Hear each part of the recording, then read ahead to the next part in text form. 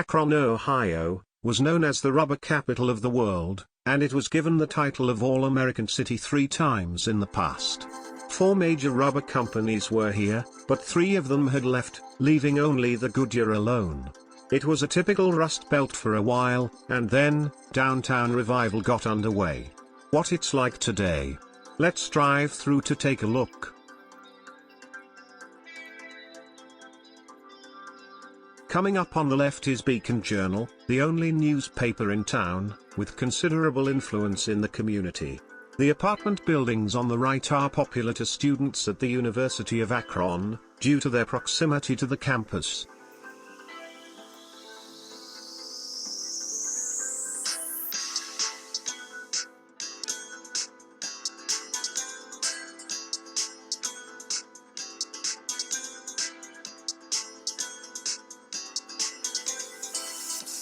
The Twin Tower Catholic Church is a signature of downtown Akron, and across the street is the university's business school.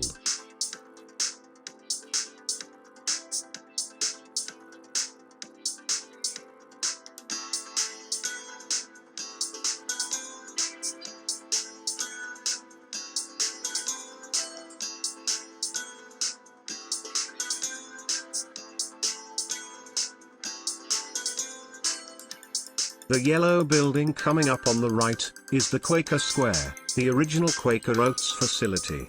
It was once the largest single employer in the city, but it left town in 1970. Former grain silos were converted into hotel, now students' residence hall.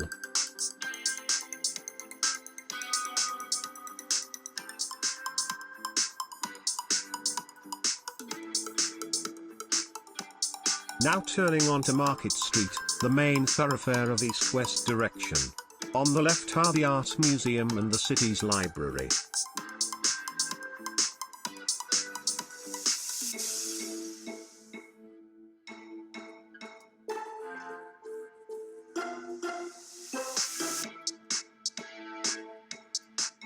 On both sides of the street, there are quite a few popular restaurants and bars. People working in downtown office buildings often come to have lunch or after-work gatherings.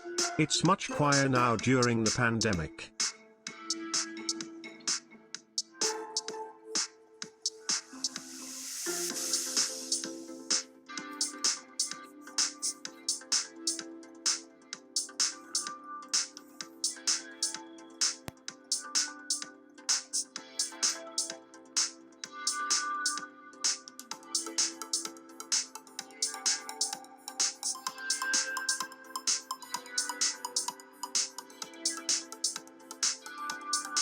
We are on Main Street now, the downtown center.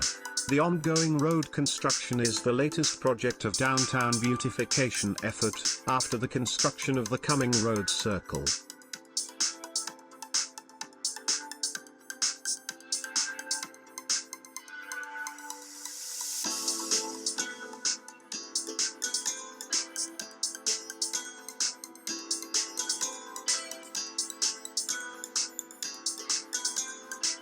At the center of this circle is a new statue, dedicated a few weeks ago.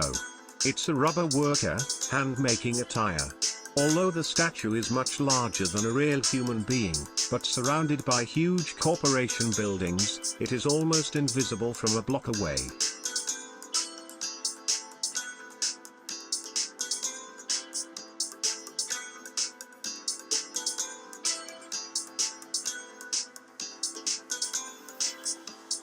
These hand-working laborers were first replaced by machines, especially after Henry Ford's massive assembly lines in the 1920s. Later, industrial productions were moved to outside the US where labors were cheaper.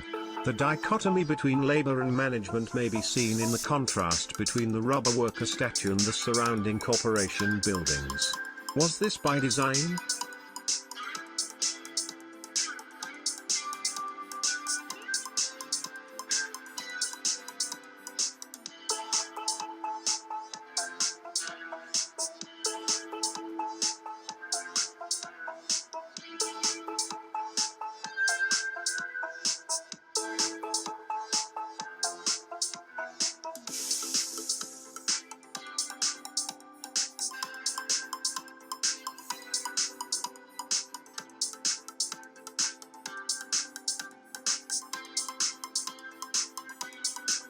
We are heading to the university campus.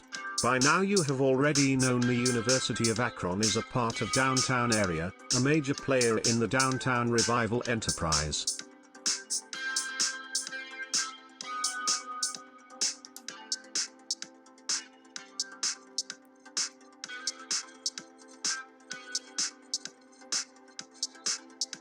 If this university has a front gate, this is it.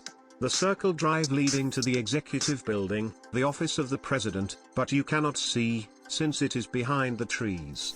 On the right is the Honors College, and on the left is the College of Arts and Sciences.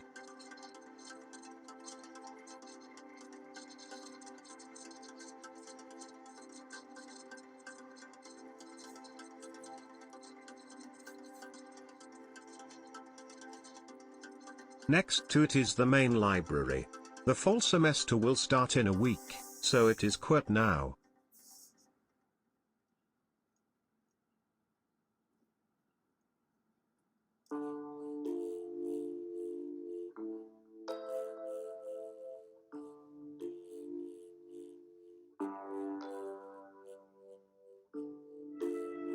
This is the administrative building. Students' registration and other businesses are done here.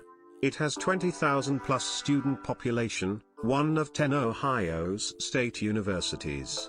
The physical campus building was remarkable in the last 30 years. However, the university fired close to 100 faculty members last year, and eliminated many master's and doctoral programs. Some complained that UA was like a community college now.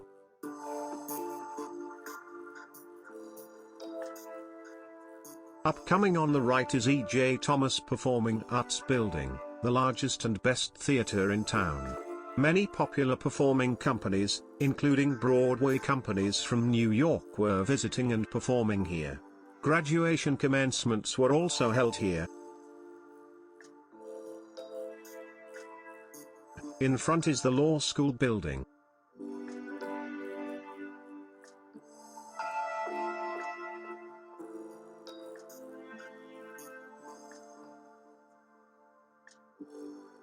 This is the famous College of Polymer Science and Engineering building, the best of its kind. Many of its alumni became the backbone of the rubber industry all around the world.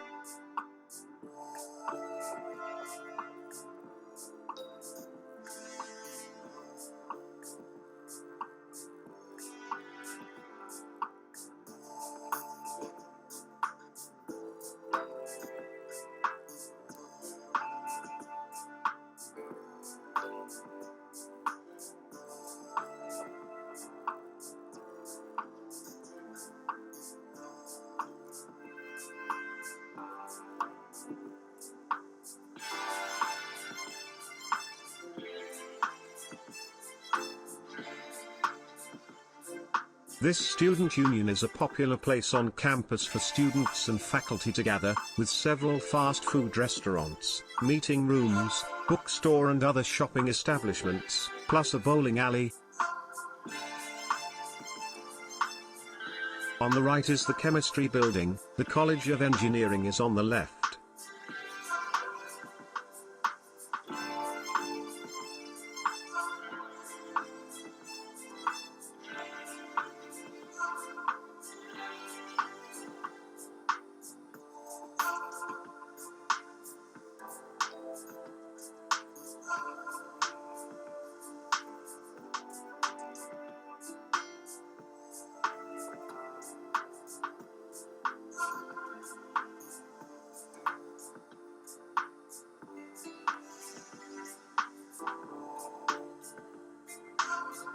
Now we are on Exchange Street, the southern end of the campus. It's students' residential area with dormitory buildings and fast food restaurants, as well as some other service establishments.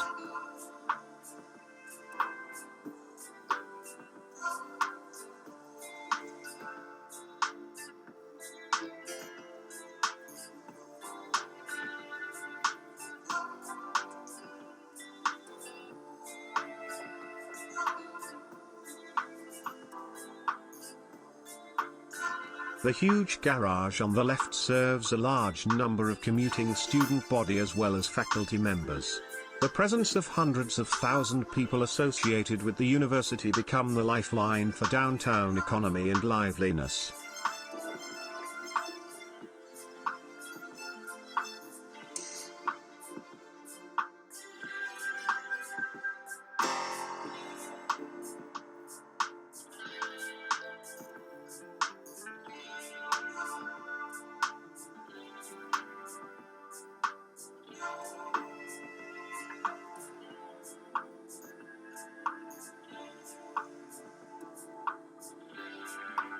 However, just a few blocks away, one can see the city's run-down neighborhoods, characteristics of Rusty Belt.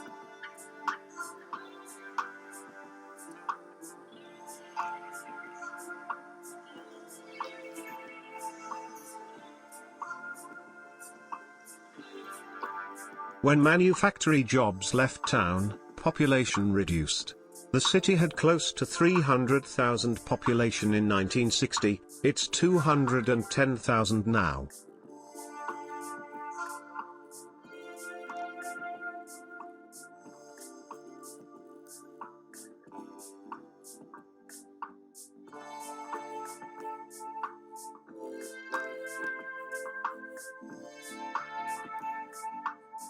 Middle-class families moved to suburb, leaving these neighborhoods hollowed out financially.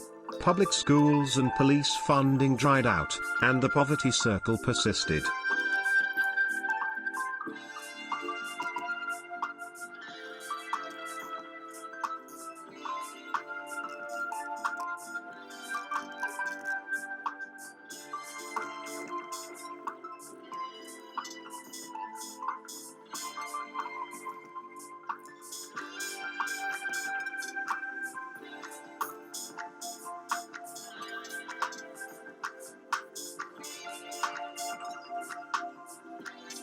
This sad tale was told over and over again in downtown America. Akron, the all-American city, is no different.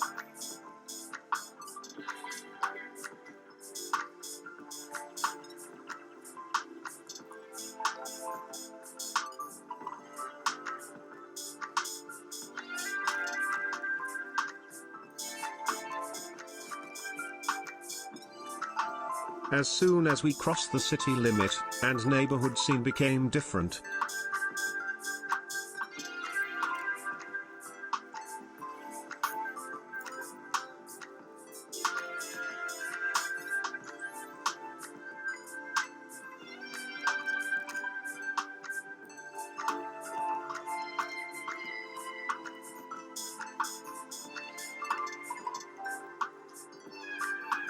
This is the famous Firestone Country Club and Golf Course. Many national and international tournaments were held here annually.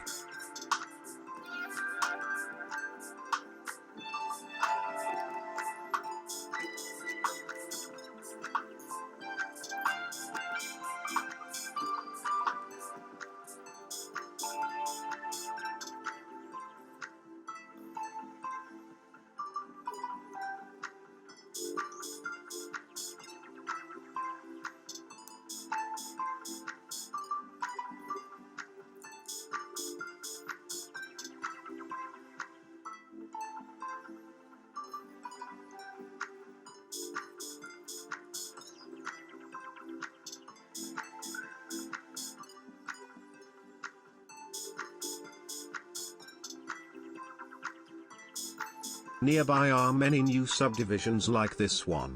It is quote, safe, beautiful, with good public schools. Middle-class professionals loved here, and yet, many of them are still using Akron mailing address, since a large part of the city of Greene, just south of Akron city limit, belongs to Akron before 1990.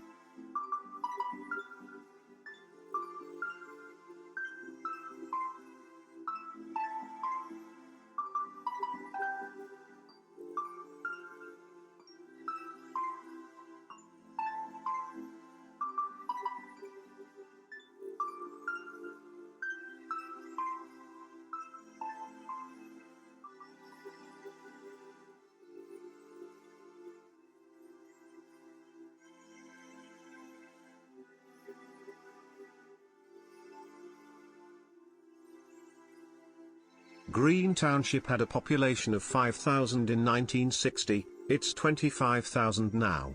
Suburbanization is the other side of the coin of downtown decay, and it seems to be an ongoing process here.